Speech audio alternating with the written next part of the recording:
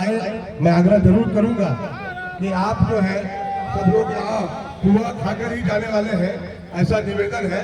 और सभी लोग अभी होली का आनंद लेंगे। हमारे बीच में सभी बुर्धन्य लोग एक से एक लोग बैठे हैं।